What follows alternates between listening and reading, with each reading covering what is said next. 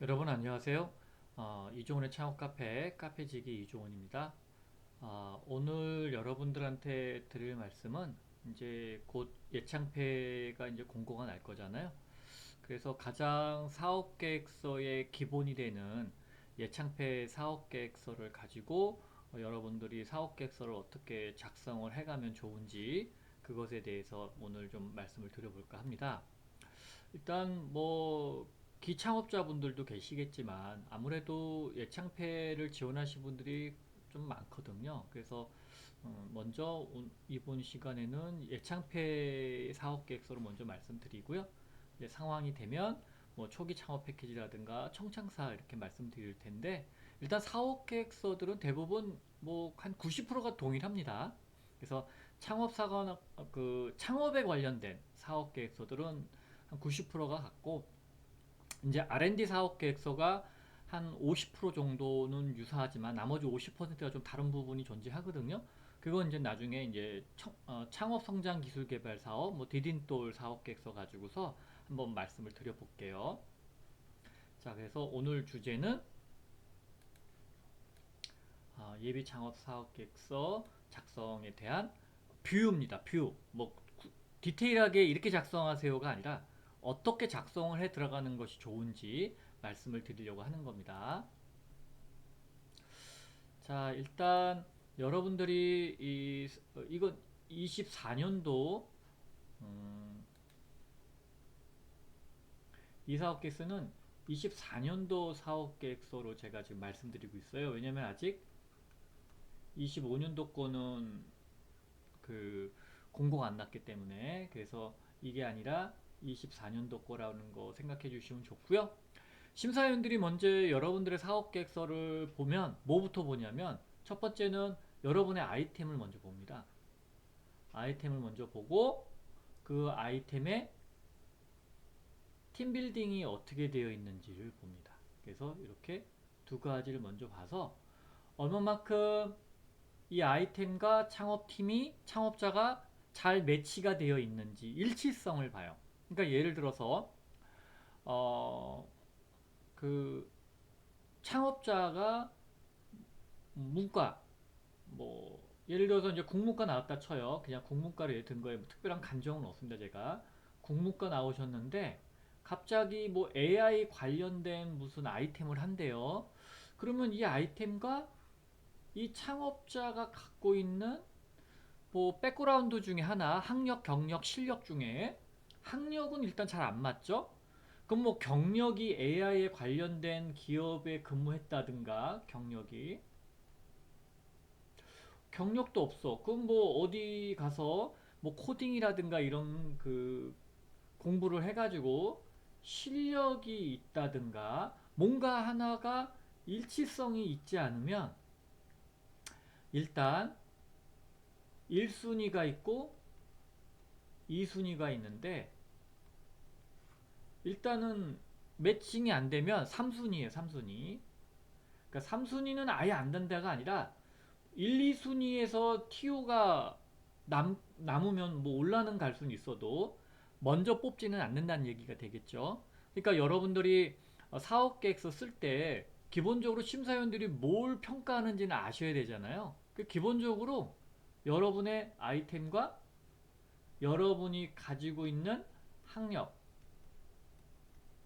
경력, 실력을 본다. 음. 이 세 가지의 일치성, 아이템의 일치성을 먼저 본다. 그래서 어, 제일 잘 맞아. 그러면 뭐 2순위 이상이 되겠죠. 그 다음에 여러분들이 뭐 학력이 누가 봐도 좋아. 뭐 S대, 그 다음에 유학파, 뭐 카이스트 뭐 이런 대학들 있잖아요. 누가 봐도 뭐 그래 쟤네들 뭐 좀 똑똑해. 그런 거. 혹은 경력이 좋아요. 뭐 대기업이라든가 이런 데 나와셨. 누가 봐도 인정할 만한 그런 스펙. 그냥 속된 말로 그냥 우리 스펙이라고 하잖아요. 그냥 스펙이 고스펙. 고스펙은 그냥 거의 그냥 1순위다 보시면 돼요. 심사위원들도 거기에 뭐 이의 제기를 할 이유가 없겠죠. 그 다음에 이제 뭔가가 이 높은 고스펙에서 부족하신 분들이 2순위 정도가 될 거예요. 그러니까 1, 2순위에서 TO가 예를 들어서 뭐 우리가 200명 뽑기로 했어. 그러면 1, 2순위에서 거의 200명이 정해지면 3순위한테는 기회가 없어요. 근데 간혹 뭐 작년 같은 경우는 그 1, 2순위에 있는 사람들은 사실 어느 사업으로 가도 선정이 될 수밖에 없잖아요. 그러면 앞선 사업에서 이미 선정이 되셨어. 그러면 이분들이 예창패를 포기할 수 있거든요. 그러면 3순위가 이제 올라가는 거죠. 이럴 때 3순위는 의미가 있어요. 그렇지 않으면 대부분 1, 2순위에서 그냥 끝난다. 이렇게 보시면 돼요. 그러면 여러분들이 창업을 하실 때 내가 지금 생각하는 아이템과 내가 갖고 있는 학력, 경력, 실력이 얼마만큼 일치가 되어 있는지를 생각해 보시면 나는 1, 2, 3등급 어딘가에 내가 속하는가를 대략 어렴풋이 볼 수 있겠죠. 그러니까 자신을 좀 잘 알아야 돼요. 그러니까 뭐 자신이 선정됐으면 좋겠다라는 희망사항하고 심사위원들이 보는 거는 다를 수 있으니까. 그래서 이제 여러분들이 일단 그 첫 번째 아이템이 무엇인지를 심사위원이 파악하게 되면 얼른 여러분들의 팀과 팀빌딩이 어떻게 되어 있는지를 본다. 그래서 이 일치성 가지고서 거의 1등급이냐 2등급이냐 혹은 3등급 아래냐로 평가한다. 여기서 거의 이렇게 갈려요. 근데 가끔 애매할 경우가 있겠죠. 애매할 경우는 존재할 수 있어요. 그 아이템이라든가 창업자 상황에 따라서. 그때는 얼마만큼 창업자가 준비를 잘 했느냐 이런 것들이 이제 올라갈 수가 있겠죠. 그럼 뭐 이게 1순위가 되는 경우는 예를 들면 이런 거죠. 누가 봐도 괜찮은 뭐 AI 로봇 요즘 핫한 아이템에 뭐 좀 좋은 대학이라든가 혹은 대기업 출신에 이미 준비도 잘 되어 있어. 그리고 경력이 한 5년에서 10년 이상이야. 누가 봐도 뭐 퍼펙트한 거죠. 그런 팀인 경우에는 거의 뭐 1순위죠. 거기서 좀 부족할수록 이제 2순위에 될 확률이 높겠죠. 자, 그 다음에 심사위원들이 보는 건 뭐냐면 뭐 그렇게까지 뭐 높은 스펙의 창업자들이 뭐 잘 창업을 안 하니까 잘 창업을 안 합니다. 실제로도. 왜냐면 연봉이 높은데 굳이 뭐 대한민국에서 창업할 일이 뭐가 있어요? 대한민국에서 창업하는 건 사실 뭐 저도 창업을 했지만 정말 정말 쉬운 일이 아니에요. 그러니까 미국에 같은 경우에는 네 번 도전하면 한 번 성공하는 확률인데 대한민국에는 한 10번 도전해야 한 번 성공하는 확률이기 때문에 아, 이게 간극이 너무 커요. 그러니까 뭐 25% 확률과 10% 확률은 2.5배밖에 안 되지만 이게 되게 힘든 수치입니다. 네. 그래서 저는 대한민국에서 창업하는 거를 뭐 이렇게 뭐 도시락 싸서 반대하는 사람은 아니지만 뭐 그렇게 좋은 선택은 아닐 거라는 건 제가 몸소 체험해 봤고 그리고 현장에서 보고 있기 때문에 뭐 그렇게 꼭 뭐 꼭 창업을 해야 된다. 뭐 이렇게 주장하는 바는 아니에요. 그렇다고 해서 뭐 월급쟁이 생활하는 게 답이다. 이렇게 얘기하는 것도 아니지만 뭐 능력만 된다면 뭐 예를 들어서 뭐 미국이라든가 이런 데서 창업을 하는 거는 뭐 당연히 추천해요. 그렇지만 한국에서는 조금 이제 약간 그런 건 있습니다. 약간 퀘스천이 좀 있어요. 자, 어쨌든 자, 그렇게 하이 스펙들을 빼놓고 그 다음에 보는 거는 뭐냐면 문제를 얼마만큼 잘 정의를 했느냐예요. 이 사람이 보고 있는 문제가 무엇을 해결하려고 하는지 그게 제일 중요합니다. 이게 잘못되면 뭐 솔루션부터 시작해서 이게 다 잘못되는 계획이죠. 그래서 기본적으로 창업에서는 이 문제인식이 제일 중요해요. 이 문제인식에 대한 정확성을 어느 정도 파악하고 있는지, 그 다음에 이 문제를 관념적으로 생각하는 게, 관념적이라는 게 뭐냐면 내 머릿속으로만 생각한 거예요. 내 머릿속으로. 근데 대부분 이 선정되시는 분들 보면 자기가 현업에서 경험하신 분들이야.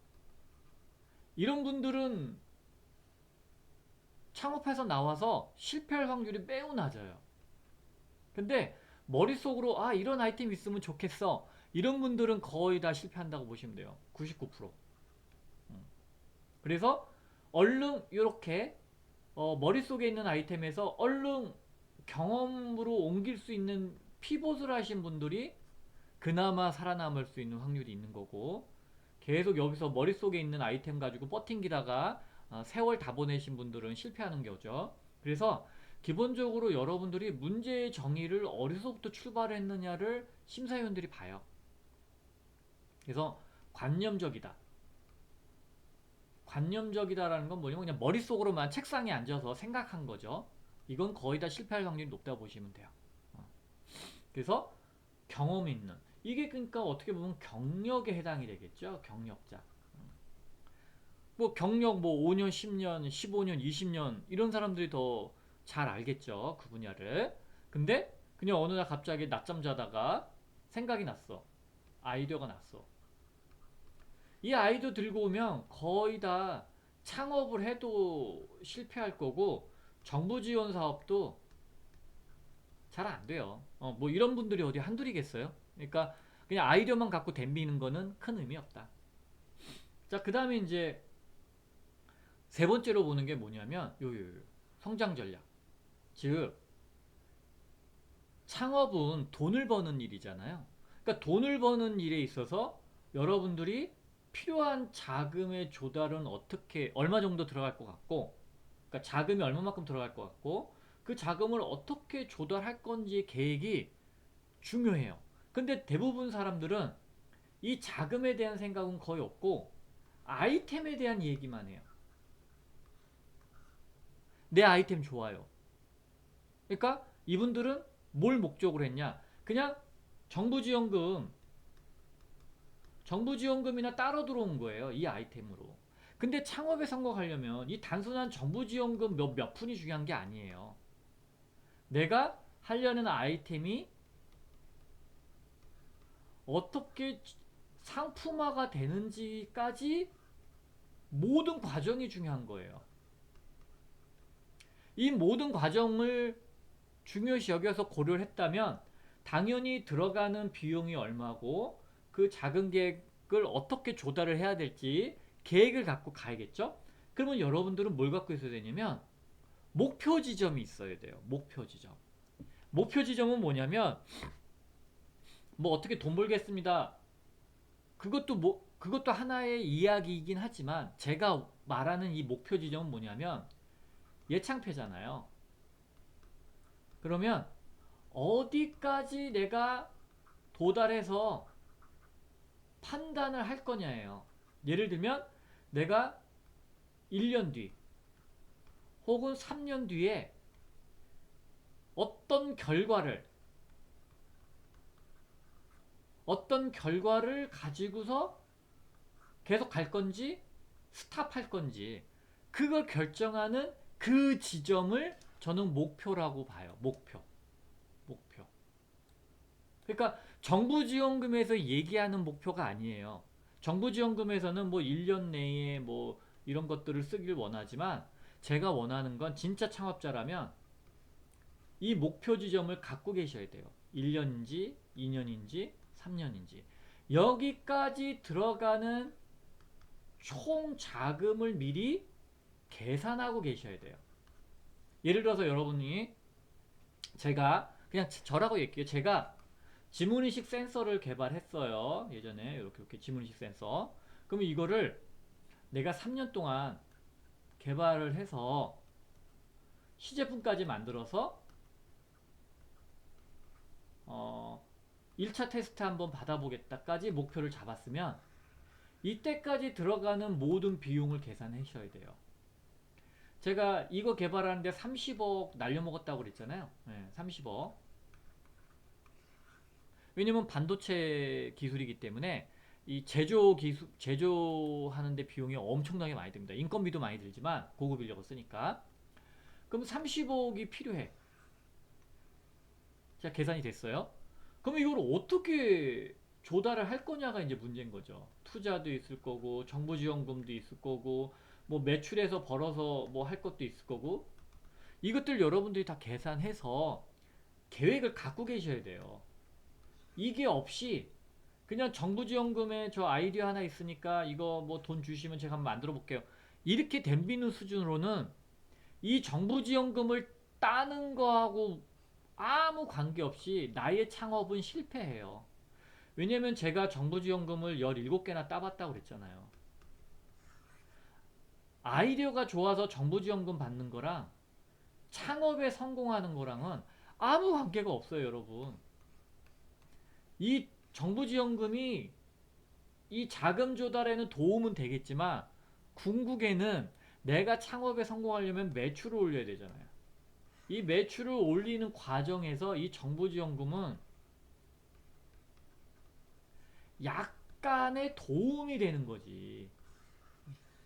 이걸로 이 매출을 낼 때까지 내가 원하는 목표까지 갈 수는 없어요. 그러면 필요한 자금이 있을 거잖아요. 그 필요한 자금을 보고 내가 30억이 필요해? 야, 이거 내가 감당할 수 있어? 한번 가볼까가 아니라 어떻게 해서 내가 1년 차에 한 10억은 마련할 수 있어. 2년 차에도 한 10억 어쩌고를 할 수 있는데 이거는 모르겠어, 아직은. 그러면 1년차 10억으로 내가 어디까지 갈 수 있는지 보고 여기서 투자를 못 받으면 나는 여기서 드롭하겠다.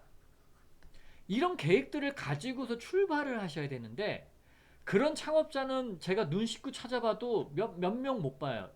거의 없다고 보시면 돼요. 거의. 왜 못 보냐면 그런 사람들은 제가 만날 수 있는 수준이 아니라 거의 다 이쪽으로 가요. 그런 레벨은. 근데 제가 만나는 건 거의 이 창업을 하고 나서 3년 이내에 사라질 창업자들만 거의 만나요. 왜냐면 뭐 멘토링 의뢰 들어오거나 혹은 제가 담임 컨설팅을 하거나 이런 분들은 일단 선정은 됐어. 이 지원사업에 선정은 돼서 저한테 자문해 주라고 와요. 근데 물어보면 거의 100% 그냥 단기적인 요 자금을 가지고 어떻게 해서 시제품 한번 만들어 볼까예요. 그리고 그 뒤에 계획은 없어. 생각 안 해봤어. 그래서 제가 이 얘기를 해줘요. 그럼 거의 멘붕에 빠져요.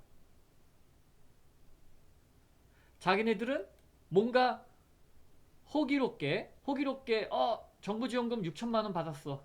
시제품 어떻게 만들어 볼 거야. 여기까지 가도 용하죠. 왜냐면 6천만 원 가지고서 만들 수 있는 시제품이 제조 관련된 거는 거의 불가능하고요. 앱 정도? IT 관련된 정도는 조금 만들 수 있을지 모르겠는데 이것도 요즘은 쉽지 않을 건데 어쨌든 이거 가지고서 VC가 안 되면 내가 접겠다 뭐 어떻게 하겠다가 결정을 해놓고 가야 되는데 그 결정을 안 하고 그때 가서 하려고 해요. 그때 가서. 그때 상황 봐서.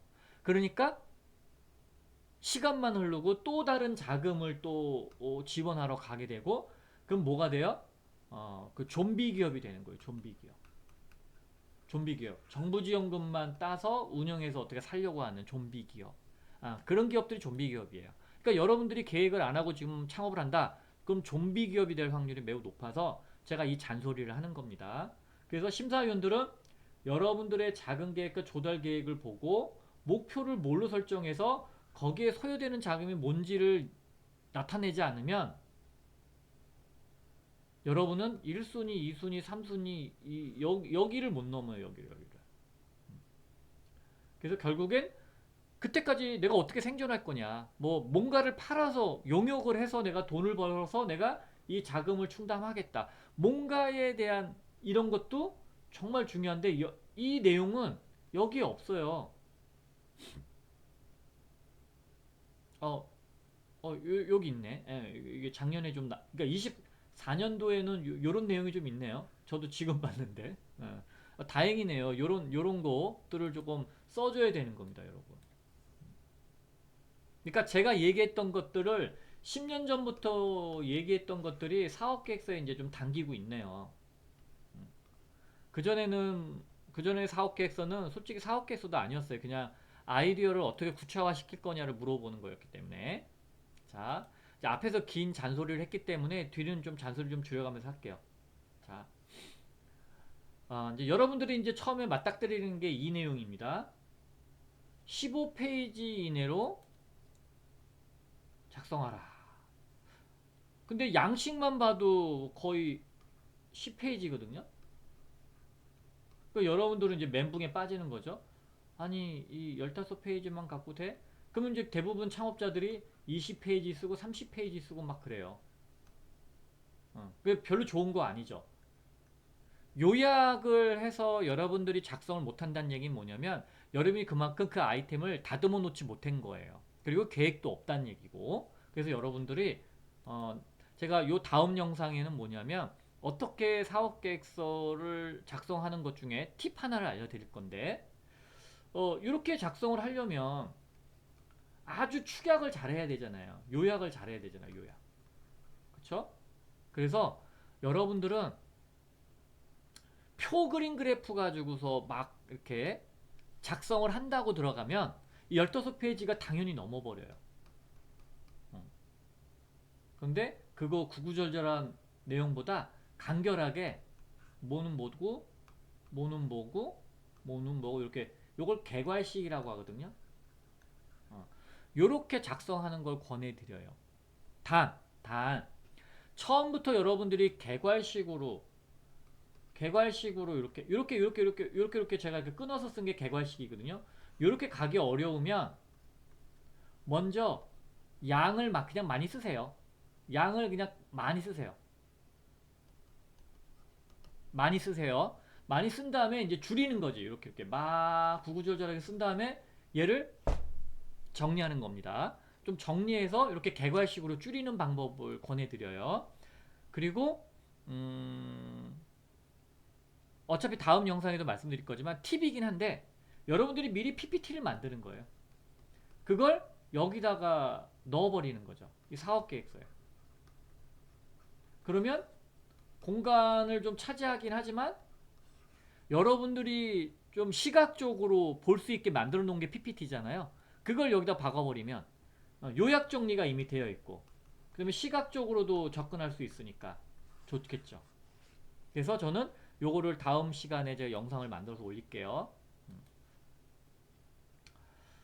자, 그래서 일단 심사위원들이 여러분들을 먼저 보는 건 뭐다? 제목을 본다. 제목 보고 뭐 봐요? 이제 여러분들의 팀빌딩을 봐요. 근데 여기는 자세히 안 나오니까 어디 가겠어요? 맨 뒷장으로 가겠죠? 그렇죠? 그래서 심사위원들은 제목과 팀빌딩을 가장 우선적으로 본다. 이런 앞서서 얘기 드렸죠. 자, 요 페이지를 제가 많이 본 거는 뭐 5장도 봤어요. 여러분 요약. 요약일 때는 꼭 한 페이지로 작성하세요. 근데 여기 그림이 있어서 그림이 2페이지가 되는 거는 상관없어요. 그림을 넘겨서 여기까지 1페이지 하고 여기를 2페이지 하는 거는 그건 상관없어요. 뭐 그림을 뭐 2장 붙이든 4장 붙이든 그래서 그건 상관없는데 가급적이면 꼭 한 페이지로 하세요. 그러면 여기에 많은 글자를 못 써요. 이렇게 그냥 딱 몇 줄 쓰는 거죠. 뭐 많으면 5줄? 6줄? 이렇게 간략하게 쓰는 거예요. 그런데 여기를 5장, 뭐 2장에서 한 5장 쓰시는 분들은 본문에 있는 내용을 다시 여기다 갖고 와서 붙여. 그렇게 하라고 만든 양식이 아닌데, 그러니까 본인들이 줄이기가 너무 어려운 거지. 왜? 줄여놓으면 메시지가 전달이 안 될까봐. 불안한 거지.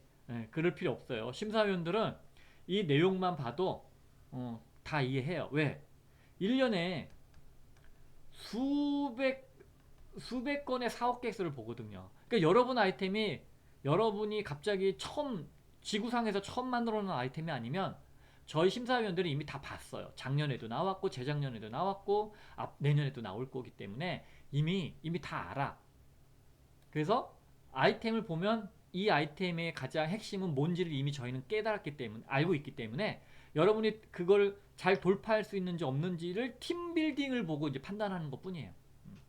그래서 여러분들은 이런 오해를 살 수가 있다. 2페이지, 3페이지 쓰게 되면 이 창업자는 자기 아이템에 대해서 요약을 못하는구나. 그리고 여기다가 표 그림 그래프 갖다 넣으면 안 됩니다. 여기다가 이 좁아 터진 데에 표 그림 갖다 넣으면 당연히 몇 페이지씩 늘어나겠죠. 그건 아닌 것 같고 그 다음에 요건 팁인데 글자를 조금 크게 해주시는 게 좋아요. 그리고 요걸 보시는 심사위원들이 대부분 50대라는 거. 40대도 있고 간혹 30대도 있겠지만 대체로 50대라는 거를 좀 염두에 두시면 10으로 만든 글자 작은 건 잘 못 봐요. 요 정도 좀 크면 좋죠. 그래서 여러분들이 이 한 장의 이 요약본은 어떤 메시지를 주냐면 합격자와 탈락자를 거의 구분을 해요. 왜냐면 말씀드렸다시피 아이디어만 있는 사람들은 이 아이디어에 대한 설명을 그냥 관념적으로 얘기해. 관념적. 그냥 생각적으로 그럴 것이다. 그럴 것이다. 근데 합격자들은 실제 자기가 하고 사업을 하거나 경험을 하고 있는 거예요. 그 해당 분야에서. 그러니까 아주 실질적이고 직관적이죠. 아, 이 사람은 진짜 하고 있구나. 그게 느껴져요. 이 한 페이지에서. 그러니까 여러분들이 합격과 불합격은 심사위원이 이미 사업 개수를 딱 마주하는 순간 거의 7, 80% 느껴요. 아, 이건 합격죠. 1순위, 2순위. 얘는 3순위 이하. 나머지 20%가 좀 애매해서 읽어봐야 되는 경우 혹은 조금 더 들여다봐야 되는 경우가 존재하는 거죠. 자, 여러분이 이제 그 아이템을 선정하실 때 주의하실 게 있어요. 이 아이템은 누구나 할 수 있으면 안 돼요. 나만의 특허라든가 논문의 노하우가 들어있는 거여야 돼요.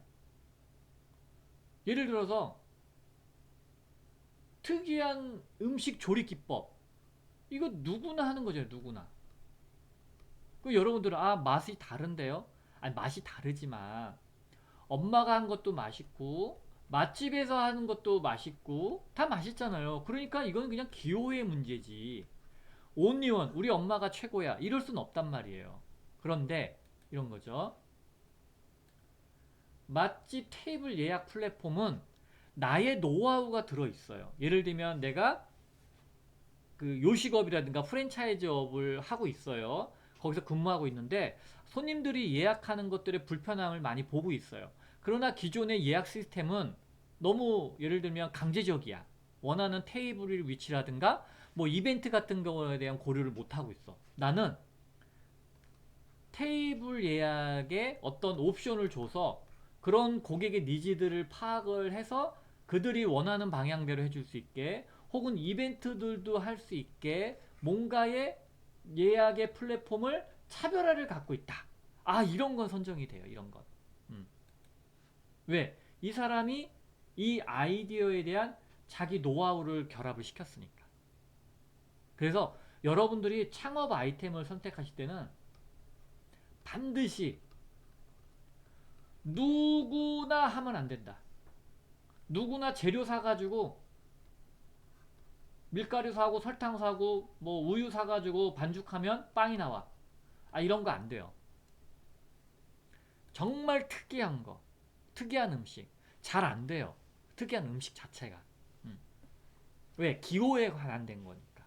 그래서 노하우가 많이 결합되어 있어서 이거는 저밖에 못해요 라고 할 수 있을 정도의 차별화가 있는 아이템일 때 이 창업성장기술개발 사업이 선정이 돼요. 그 외에 뭐 이런 것들, 이런 거는 예를 들면 여러분 이건 그냥 소상공인이요. 소상공인 떡볶이 뭐 이런 거 같은 거예요. 그럼 소상공인 쪽으로 가셔야겠죠. 신사업 창업사관학교 뭐 이런 쪽으로 가셔야지 예창패는 안 맞습니다. 뭐 지원하는 건 자유죠. 그렇지만 심사위원이 딱 보게 되면 이건 아닌데 라고 할 수 있어요. 거의 100%일 거예요. 요런 아이템은.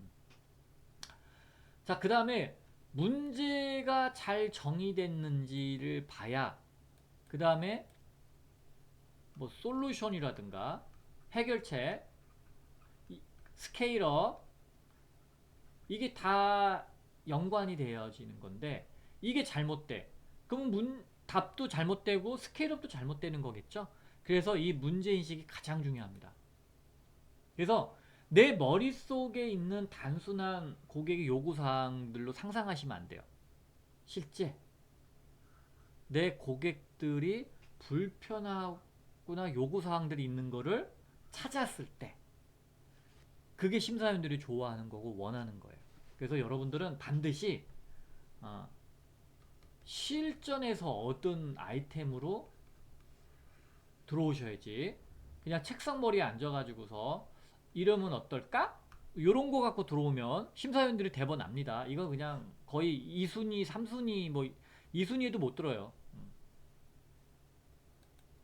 심사위원들이 바보가 아니니까. 그 다음에 경쟁하는 회사나 아이템이 있는지 그 아이템에 경쟁하는 아이템이 있는지 그 다음에 인력도 어느 정도 있는지 이런 것들을 파악을 좀 해주셔야 돼. 왜? 나만 이 아이디어를 생각했어?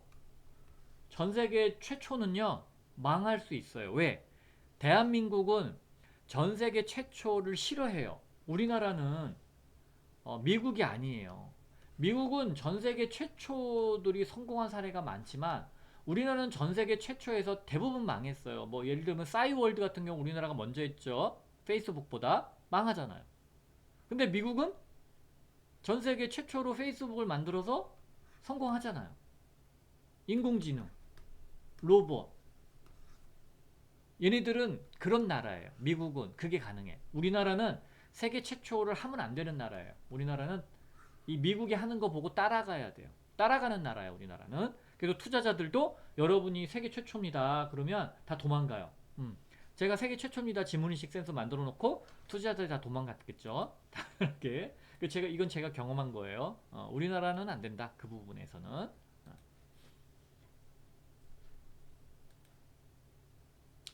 자, 여러분들이 그 현장에서 직접 겪은 고객의 니즈를 가지고 창업을 한다 그러면 당연히 솔루션을 찾았으니까 창업을 하겠죠. 솔루션 없이 창업할 수는 없으니까. 그러면 아주 정상적인 거예요. 자, 그럴 때 여러분들이 뭘 여기다 담았으면 좋으냐면 자, 내가 아이디어로서 창업한 아이템이 아니라 실전에서 찾은 거예요. 그러면 실전에서 고객들이 어떤 반응을 보였는지를 여러분들이 제시하면 이 솔루션은 합당한 거죠. 가능성 있는 거죠. 그러니까 여러분의 해결책이 여러분이 제시하는 아이템이 고객들의 요구를 충족시킬 수 있다라는 객관적인 증거. 증거는 뭐예요?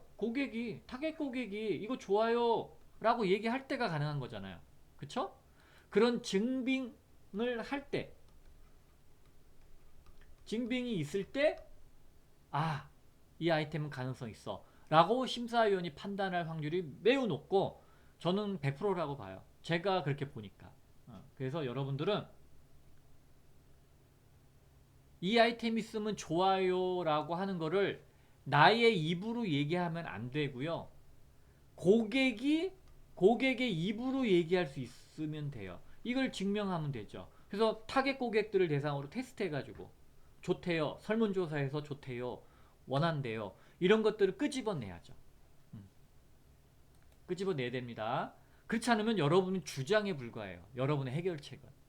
그런 해결책 가지고 심사위원들한테 어필하면 심사위원들도 잘 모르는데 어떻게 평가해 줄 수 있어요. 그거 평가 못합니다. 그래서 여러분들은 가급적이면 타겟 고객의 검증을 통해서 이 아이템이 좋은 아이템입니다 라는 어필을 하셔야 돼요.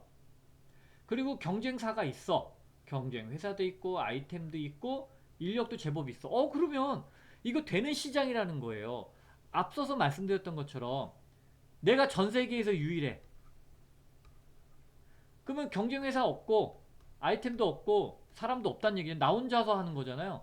그럼 시장이 없다는 얘기하고도 같아요. 대한민국에서는. 미국에서는 그래? 한번 도전해볼 만한데 우리가 투자해줄게. 이런 문화인데 대한민국은 그거 시장이 없는 거네. 너 하면 안 돼. 이렇게 나오기 때문에 여러분이 우리나라에서 창업하는 거면 우리나라의 사고방식을 따라주셔야 돼요. 그래서 경쟁 회사가 없다? 안 돼요. 아이템도 없다? 나 혼자 유일해. 안 하는 게 좋아요. 인력이 나밖에 없으니까 여러분들 필요 인력을 또 수급할 수도 없잖아요. 그러니까 이게 나만 하고 있어. 아주 위험한 아이템이에요. 하면 안 돼요. 그래서 여러분은 이 시장이 나 혼자만 하는 아이템인지 경쟁사들도 제법 있는 건지 보는 거고, 그 다음에 타겟 고객들은 어떤 거를 원하는지 여러분들이 실전이 아니면 분석을 할 수가 없잖아요. 책상에 앉아서 내 고객은 이럴 것이다, 그렇게 써온 사업 계획서들은 심사위원들이 대부분 알아요. 그래서 여러분들은 어떻게 이 경쟁사와 경쟁 아이템과 경쟁 인력들을 분석을 해서 살아남을 수 있는지를 작성을 하시는 거예요, 이 내용은. 그래서 다시 한번 말씀드리지만 해당의 경험자가 아니면 절대 쓸 수 없는 내용들이 있어요. 그 내용이 있으면 심사위원들은 이거는 거의 1, 2순위 안에 들려보내요. 그리고 책상에서 쓴 내용들은 그냥 가상의 이야기들만 쓰는 거기 때문에 어떠한 증빙을 할 수 없어요. 타겟 고객이 뭐 검증해 준 바도 없고 그냥 그럴 수 있다라는 얘기, 그럴 것이다, 그런 내용만 있으면 대부분 탈락이에요. 혹은 3순위. 3순위도 나쁘지 않아요. 뭐 어떤 경우에서는 기회가 있으니까. 자, 이제 여러분들이 많이 듣는 얘기가 뭐냐면, 비즈니스 모델이 없어요, 이런 얘기 많이 듣죠. 그 비즈니스 모델은 여러분 나인블락 아시죠? 나인블락. 우리 비즈니스 모델에서 많이 배우는 그 교육 들으신 분들은 뭐 그거 한번 다시 한번 보시고, 안 들으신 분들은 인터넷 찾아보면 간단하게 나와 있어요. 근데 여기서 비즈니스 모델에서 가장 핵심은 뭐겠어요? 수익화예요, 수익화. 뭘 가지고서 수익하느냐. 근데 여러분들 수익 모델이 제일 중요한데 주의하실 게 있어요. 광고 수익 얘기하지 마세요. 관계 수익은 여러분들이 100만 명을 모집을 해야 돈벌이가 될까 말까예요. 한 10만 원, 100만 원 벌까 말까예요. 광고 수익으로는 꺼내지도 마세요.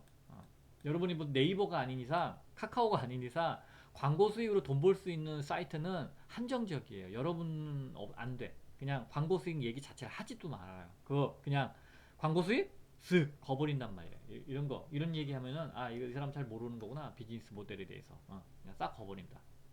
그래서 여러분들은 비즈니스 모델, 그러면 수익 모델이 뭔지만 얘기하시면 돼요. 뭘로 돈 벌 거냐. 또 나오죠. 어떻게 돈 벌 것인가는 해당 분야 경험자는 항상 구체적이에요. 그리고 생각만 해보면 항상 개념적이야. 그냥 그리고 그냥 약간 붕 떠 있어요. 그러니까 정확하게 이게 뭔 내용인지 몰라. 증명을 해주지도 않고. 근데 해당 분야 경험자는 예로서 뭐 어떤 경쟁사라든가 경쟁 제품에 대한 분석을 통해서 실제 이렇다, 그래서 내가 본 것도 이랬다, 우리 회사 내가 다녔던 회사가 이랬다, 뭔가 실사례가 많아, 실사례가. 근데 생각만 하신 분들은 실사례가 없죠. 그냥 머릿속에만 있는 거니까. 뭐 아마도 거기 앞에 이건 빠져있죠. 아마도 그럴 것이다, 뭐뭐뭐 할 것이다, 뭐뭐 할 것이다, 아마도지, 아마도. 거기다가 아마도를 붙여버리면 딱 이 사람들에게 머릿속으로 썼는지 실제 경험을 가지고서 쓴 건지를 금방 저희가 파악할 수 있어요. 앞에 아마도, 아마도를 붙여보면은 아마도 이럴 것이다, 아마도 저럴 것이다, 이런 게 나옵니다. 그리고 여러분들이 추진 계획을 쓰실 때는 이런 거예요. 뒤에서도 다시 중원, 부원 됩니다. 여러분들이 창업을 할 때는 이 정부 지원금을 받은 1년만 고려하시면 안 되고요. 내가 실제 가려고 하는 2년차, 3년차까지도 다 고려된 사업을 고려하셔야 돼요. 그래서 내가 목표를 어디가 정해. 그 목표가 뭐 시제품 개발이야. 그러면 이때까지에 걸리는 시간 혹은 비용, 자금, 이걸 어떻게 조달할 거냐. 이 계획을 가지고 뛰어드셔야지. 단순히 이 시제품을 시간별로 1년 동안 어떻게 시제품 개발 완료, 그 다음은 영업 마케팅, 이렇게 쓰면 이 창업자는 지원해주면 시제품 만들고 망하겠구나, 이게 판단이 되는 거예요. 그 심사위원들은 이런 거 지원 안 하려고 하겠죠. 그렇죠? 그래서 반드시 여러분들은 중 중단기죠. 단기. 단기는 1년, 중증인 한 2, 3년 되니까 여기에 계획을 써서 시제품만 개발한다 생각하고 이 작성을 들어가시면 안 돼요. 그러면 2, 3년을 여러분이 버텨야 되잖아요. 돈을 못 버는 상황에서. 그러니까 생존 전략이 필요한 거죠. 그래서 여기에 생존 전략이 나온 거예요. 그럼 뭐 용역을 할 건지, 어떻게 영업을 할 건지, 남의 제품 가지고서 유통을 할 건지, 어떻게 밥을 먹고 살 거냐. 여러분들 3년 차에까지 가는데, 만약에 1년 안에 끝나. 그럼 뭐 여러분들이 뭐 간단하게 쓸 수 있지만, 누가 봐도 여러분 아이템이 3년, 2년, 1년 안에 끝난다? 아, 그럴 일 없어요. 제가 아는 한 대부분 2, 3년 걸립니다. 제조업은 당연히 2, 3년 걸리고 IT도 제대로 돌아가려면 2, 3년 걸려요. 그럼 어떻게 먹고 살 거냐 이거죠. 그동안. 그런 이야기들이 나와야 됩니다.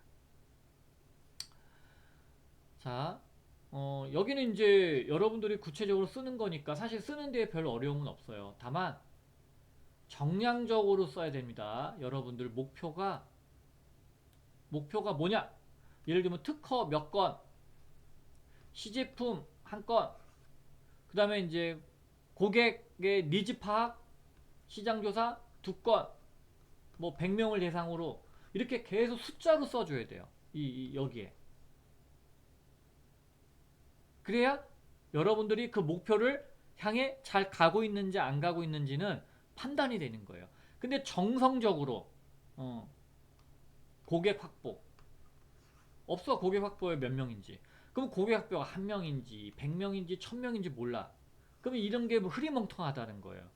그리고 관념적이라는 거예요. 실제 실무라는 사람은 정량적으로 얘기를 해야 돼요. 그게 원칙이에요. 여러분들이 그 예창패를 하고 나서 그 다음에 뭐 3년 이내에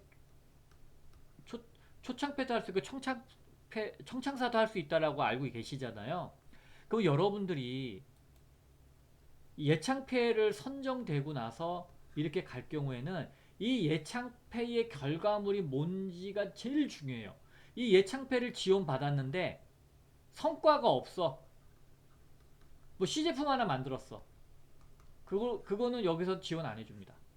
즉 정부 지원금은 앞서서 지원한 사업이 있을 경우 그 사업의 결과물이 뚜렷한 효과가 있다라는 것을 증명을 못하면 2차 정부 지원금은 90% 이상 안 줘요.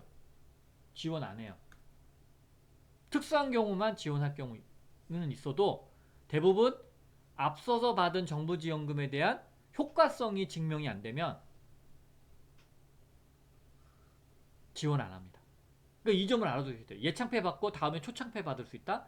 그건 제가 얘기할 때 전략이 그런 거고, 여러분이 예창패 받고 나서 결과물이 별게 없어. 시제품 하나 딸랑 만들고 끝났어. 고객 테스트 이런 거 못했어. 타겟 고객 파악 못했어. 그러면은 여러분은 초창패라든가 청창사에서 다시 지원받을 확률은 90% 이상 낮다.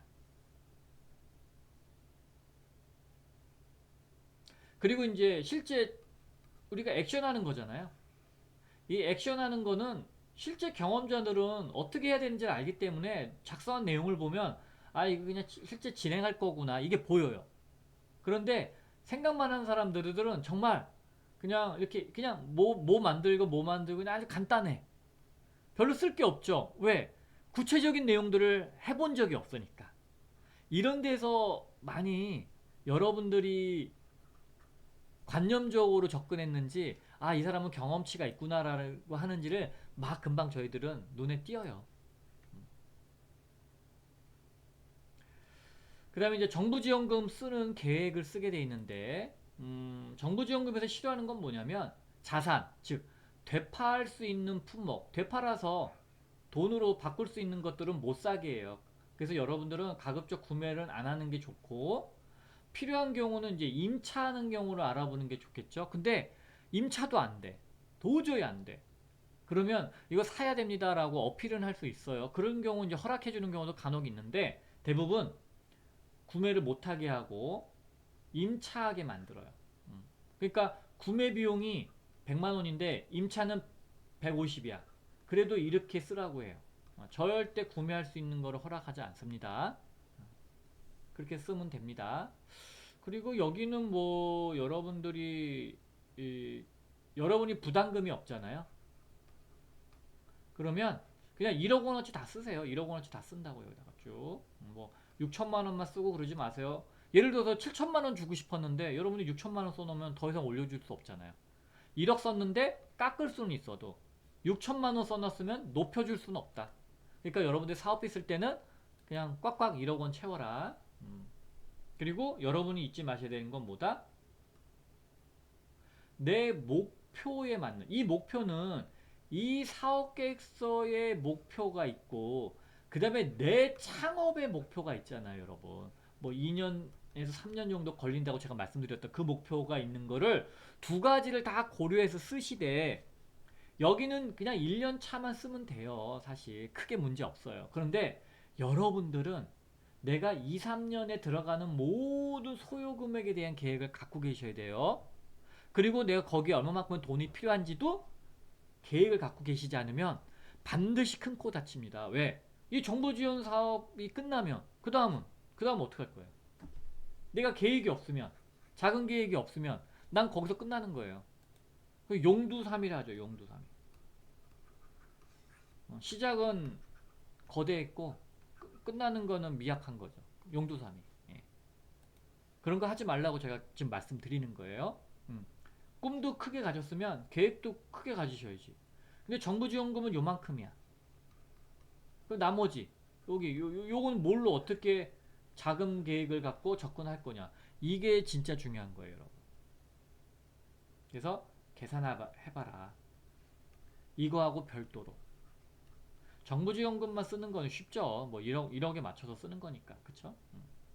그리고 정말 정말 여러분한테 다시 한번 강조하고 싶은 건 뭐냐면, 나의 희망하고 목표를 헷갈리면 안 돼요. 목표는 내가 도달해야 될 지점이에요. 여러분이 그냥 산행을 해요. 산행을 해. 내가 여기까지 가는 게 목표예요. 그럼 여기까지 가는 거예요. 그때의 시간과 돈과 기타 등등이 필요한 것들 여러분 계산해 놓으시라고. 근데 여러분들이 나는 에베레스트산 갈 거예요. 언젠가는. 이거는 목표가 아니에요. 이건 희망이지. 매출액 1,000억짜리 회사. 이거 희망이지. 이게 목표가 될 수는 없단 말이에요. 왜? 목표는 단기적이어야죠. 그래야 제가 더 갈지 말지를 계속해서 결정할 수 있으니까. 히말라야를 간다 쳐요. 그래도 1차, 2차, 3차, 4차, 5차 이렇게 계속 여러 번 구간을 나눠서 도전을 하고 갈지 안 갈지를 그때그때마다 결정하잖아요. 그런 목표를 얘기하는 거예요. 희망이 아니라. 희망은 누구나 정상에 가고 싶죠. 그게 아니라 이렇게 구간 나눠서 가는 목표를 반드시 세워서 작성을 해놓고 창업을 하셔야 된다. 그거는 이 작성하고 관계는 없지만 반드시 고려가 돼야만 한다라는 거예요. 왜? 제가 자꾸 자문을 해보고 그러다 보니까 여러분들이 너무 단기에만 집중을 해. 이 정부 지원금 1년만. 그리고 나머지는 고려를 안 해. 그리고 나서 나자빠지는 거예요. 몰랐어요. 저는 뭐 알았나요? 저도 당해보고 한 거지. 꼭 이렇게 당해보고 아실 거예요. 이렇게 경험해본 사람들이 자문을 해주면, 아, 그게 그런 게 있구나라는 걸 여러분이 빨리 아셔야 돼요. 그걸 똑같이 따라 하실 필요 없잖아요. 진짜 중요한 거, 예창패에서는 무엇보다도 중요한 거는 팀 구성입니다. 여기는 자랑하는 거예요. 뭔가 자랑할 거리들을 막 나열을 해야 돼요, 여러분. 특히나 이게 창업 아이템하고 관련돼. 그럼 당연히. 근데 주의할 건 뭐냐면, 가끔 대표자하고 팀원의 능력이 역전이 된 경우가 있어요. 여기가 능력이 빵빵해. 여기는 능력이 별로 없어. 그럼 이거 뭐예요? 이거는 뭔가 이상한 거지. 여기가 가짜든가, 팀원이 가짜든가, 거짓말이든가, 혹은 이 사람은 이 사람네들이 이 창업 사업을 못 들어오니까 바지 사장을 세운 거예요. 바지 사장, 가짜 사장을. 저희가 모를 것 같죠. 그런 경우 없어요, 여러분. 리더는 리더는 그냥 네가 리더해 이게 아니에요. 리더는 이 팀원들이 이 사람 믿고 따라갈 수 있을 만한 능력이 있어야 돼요. 이 능력은 돈이 뭐 재벌급이든가 돈이 많으면 따라가겠지. 돈이 최고니까. 아니면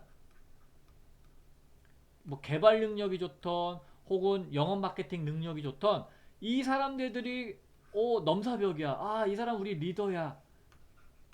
라고 인정할 만한 수준이 있어야지. 여기는 막 엄청난 스펙들인데 갑자기 여기는 뭐 대졸자 하나 딸랑 있어. 아무 능력도 없고 그동안 백수였어. 그럼 이 사람네들이 이 예창패를 따기 위해서 이 바지 사장 내세운 거라고 저희는 판단해요. 그 일을 탈락시킨다고요. 저희가 모를 거라고 생각하시면 안 돼요. 다 알아요, 저희. 왜? 사업 개설 많이 봤으니까. 그쵸? 음. 그리고 주의하셔야 됩니다. 팀빌딩 할 때. 그러니까 뭐 대학 교수를 넣는 경우가 있어요. 대학 교수가 여기 왜 들어와? 대학 교수가 뭐가 답답해서 대학에서 월급 꼬박꼬박 나오는데 이런 거 넣으시면 안 돼요. 대학 교수는 여기 팀원이 아니에요. 그분은 그냥 자문이야, 자문. 자문. 외주 파트너. 그쵸? 그건 그 정도로만 써야지. 대학 교수를 넣으시는 분 있어요. 이거. 이런 경우. 그럼 이거는 안 친단 말이에요. 실제는 이 사람인 거지. 근데 여긴 예정이야. 그러면 지금 한 명이란 얘기잖아. 어. 그러니까 대학 교수는 자문이지 여기다가 뭐 멋있게 넣을 건 아니다. 대한민국에서는 대학 교수에 대한 평가가 좋지 않다. 왜? 뭔가 아쉬운 사람이 아니라서 뭔가 이렇게 창업에 열정적일 수가 없다라고 보는 직군 중에 하나예요. 예를 들면 뭐 연구소 박사, 국책연구소 박사, 대학 교수 이런 분들은 전문직, 특히 전문직, 뭐 변호사, 의사 이런 사람들은 창업에 이렇게 몰두할 수 있을까? 저희는 퀘스천이기 때문에 심사위원들은 대체로 부정적인 평가를 한다. 대체로요, 대체로. 뭐 꼭 그렇다는 건 아니고. 그래서 여러분들이 외부의 인력을 쓸 때는 명확하게 구분을 해라. 팀원과 잠원, 외부 파트너를 명확하게 구분해야 된다. 그리고 뭐 아까 말씀드렸던 세 개의 직종이 정말 여기에 뭐 진심이야. 그러면 써야죠. 그럼 써야죠. 근데 심사위원들은 색안경 끼고 본다. 그건 어쩔 수 없어요, 여러분. 앞에서 수많은 사례들이 있었기 때문에. 예. 저희가 나쁘게 보려고 하는 게 아니라 수많은 이런 직종에 계시던 분들이 창업에 나갔을 때 보이는 행태들이 하도 그랬기 때문에 심사위원들이 이제 대인 거죠. 이런 직종에 계신 분들은 진심이 아니구나. 그런 어떤 경험에 의한 거기 때문에 그거는 뭐 옳다 그렇다의 문제가 아니라 심사하는 사람들이 그렇게 평가하면 그냥 그럴 수밖에 없는 거예요. 그리고 가급적이면 외부 용역사랑 업무를 조율해두면 좋겠죠. 그게 파트너사니까, 그쵸? 이렇게 쓰시면 되고 뭐 여기 사회적 가치 어쩌고 저쩌고는 그냥 뭐 대충 쓰시면 돼요. 뭐 나무를 심는다든가 아니면 뭐 재활용 용품을 쓴다든가 아니면 뭐 뺏긴다든가 남의 거 이거 가지고 평가 안 하니까 이거 가지고 무슨 탈락하고 붙이고 하잖아요. 이거 도대체 왜 쓰라고 하는지는 난 도대체 알 수가 없네. 도대체 이게 무슨 의미가 있다고. 그쵸? 뭐 실제 실행도 안 할 거면 이거 뭐 없애버리는 게 낫지. 괜히. 자, 여러분들이 이제 준비하시다가 나는 어떻게 해야 될지 모르겠어요. 그러면 일단 진단을 저한테 받아보시는 게 좋아요. 점검. 창업을 하는 어떤 점검을, 진도 파악을.